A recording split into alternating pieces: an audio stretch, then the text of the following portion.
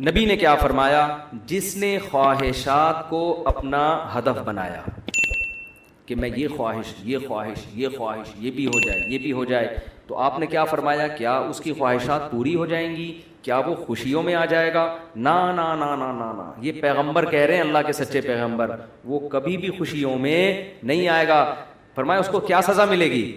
جعل اللہ من کانت الدنیا ہمہ جعل اللہ فقرہ بین عینیہ، دولت کے پیچھے بھاگے گا نا تو اللہ اس کے سامنے فقر و فاقہ کا خوف رکھ دیں گے۔ سمجھ رہے ہو؟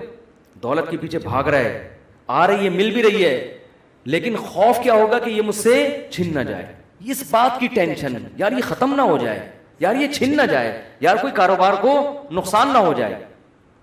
بڑے بڑے کروڑ پتی فیکٹریوں کے مالک آتے ہیں، کہتے ہیں کہ لاشعوری سا خوف ہمیں ستاتا ہے، دنیا کی ہر نعمت ان کے پاس، مگر دماغ میں نا ایک کہہ رہے ہیں ہمیں خود بھی نہیں پتا ہم ڈر کس چیز سے رہے ہیں، لیکن سکون نہیں ہے، ایک لاشعور میں خوف ہے جو ہمیں مسلسل ستا رہا ہے۔ یہاں ایک آیت کئی سال پہلے، سفید ٹوپی، پوری پراپر داڑھی، اور جناب سفید کرتا، بڑے ایسے نورانی چہرہ، اور پکے نمازی تھے، بہت بڑے تاجر، مجھے کہنے لگے مفتی صاحب میں ایک دل کی بات آپ سے شیئر کرنا چاہتا ہوں۔ میں نے کہا جی۔ کہنے میں نماز بھی پڑھتا ہوں، روزے بھی رکھتا ہوں، اہل اللہ کی صحبت میں بھی بیٹھتا ہوں، اور لیکن پتہ نہیں میرے دل میں سکون نہیں ہے، میرے دل میں سکون نہیں ہے۔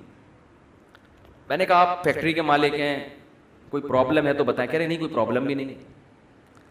میں نے کہا آپ کے ساتھ بے سکونی پتہ ہے کیا ہے؟ میں جانتا ہوں آپ کی بے سکونی، آپ کو یہ ڈر ہے کہ اس فیکٹری کا کوئی نقصان نہ ہو جائے، جیسی زندگی ابھی ہے پتہ نہیں یہ ہمیشہ ویسی رہے گی بھی یا نہیں رہے گی۔ تو نماز تو آپ نے پڑھ لی، آپ نے زکاتیں بھی دے دیں، آپ نے روزے بھی رکھ لیے، لیکن یہ جو لاشعور میں خوف ہے نا، اس خوف کا کوئی ازالہ کرنے والا نہیں ہے، کیونکہ آپ کو پتہ ہے یہ شیورٹی، یہ گارنٹی کوئی بھی نہیں لے سکتا کہ تمہیں نقصان کبھی بھی نہیں ہو سکتا، کیونکہ آپ نے اپنی زندگی میں دیکھا ہے بڑے بڑے کاروبار چلتے ہوئے ٹھپ ہو جاتے ہیں، لوگ روڈ پہ آ جاتے ہیں۔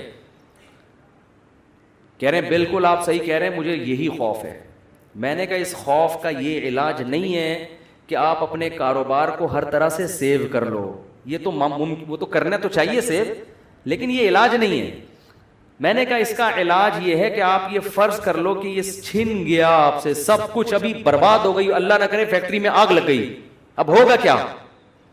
کہہ رہے کیا ہوگا؟ میں نے کچھ بھی نہیں ہوگا، صبح 2 پراٹھے آپ پھر بھی کھاؤ گے، رات کو سونے کے لیے چھپڑا آپ کو گندے نالے پہ یا فٹ پاتھ پہ مل جائے گا، کوئی بات نہیں، انجوائے کرنا، دنیا مسافر خانہ ہے، رہنے کی جگہ بولو نہیں۔ ہماری بیسک ضرورت ہے، جب شدید بھوک لگے، بھوک برداشت نہیں ہوتی ہے، کھانے کو روٹی مل جائے، یہ بیسک ضرورت ہے۔ نیند آئے تو سونے کے لیے جگہ مل جائے۔ یہ نیند ایسی عجیب چیز ہے، آپ اگر نہیں سونا، ایک وقت آتا ہے کہ آپ بچو گے بھی نا تو کانٹوں پہ بھی نیند آ جائے گی آپ کو۔ اب جیسے میرے ساتھ ہوتا ہے نا، نیند نہیں ہو رہی، ایک وقت جب بہت زیادہ جمع ہو جاتی ہے، پھر ہم نہیں بھی سونا چاہ رہے ہوتے ہیں، سو رہے ہوتے ہیں۔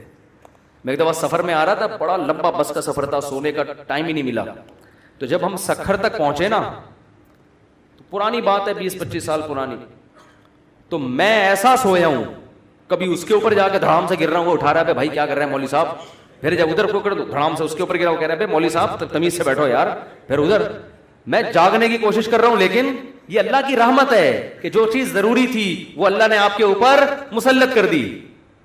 تو میں نے کہا نیند کا بھی کوئی ٹینشن لینے کی ضرورت نہیں ہے، سونے کی کہیں بھی جگہ نہ ہوئی نا آپ کو، اور جب گہری نیند آتی ہے نا، انسان پہ مسلط ہوتی ہے، بے شک نرم گدا نہ بھی ہو، سونے کا مزہ خاندانی آتا ہے۔ آدمی کہتا ہے کہیں سر ٹکانے کی، کوئی بندے سے کہتا ہے تو خالی ہاتھ یوں رکھ کے کھڑا ہو جا تھوڑی دیر کے لیے، کہیں سر ٹکانے کی ذرا سی جگہ مل جائے، ایسا مزہ آتا ہے سونے میں۔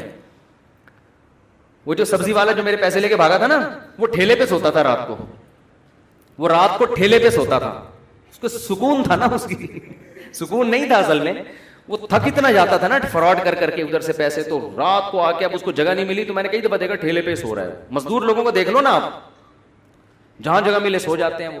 تو میں نے ان سے کہا کہ ٹینشن لینے کا نہیں ہے، آپ کی بیسک ضرورت نیند ہے، وہ آ جائے گی، کہیں بھی آ جائے گی، بیٹھے بیٹھے سو جاؤ گے، اور کھانے کی ضرورت اتنا رزق اللہ انشاءاللہ آپ کو دے دے گا۔ اور شدید بھوک میں تو میرے بھائی دال میں بھی وہ مزہ آتا ہے جو ایک مالدار کو قورمے بریانی میں آتا. شدید بھوک لگ رہی ہو نا, دال کھانے کا اپنا مزہ. میں نے کہا دال مل جائے گی.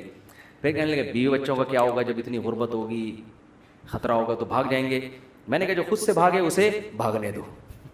ٹھیک ہے نا, جو خود سے بھاگے اسے کوئی ٹینشن. مسافر خانہ ہے نا بھائی. نیک بیوی تو وہ ہوتی ہے جو آپ کی شریک حیات ہے. جب دولت تھی اس وقت بھی ساتھ, جب غربت تھی اس وقت بھی ساتھ. تو اگر غربت میں وہ بھاگ گئی, بولو اے اللہ اچھا ہوا تو نے زندگی میں ہی جان چھڑا دی. کیا خیال ہے؟ اور میں نے کہا جب دوبارہ پیسہ آئے تو پھر اس کو لے کے نہ ہو, بولو اب وہیں رہو.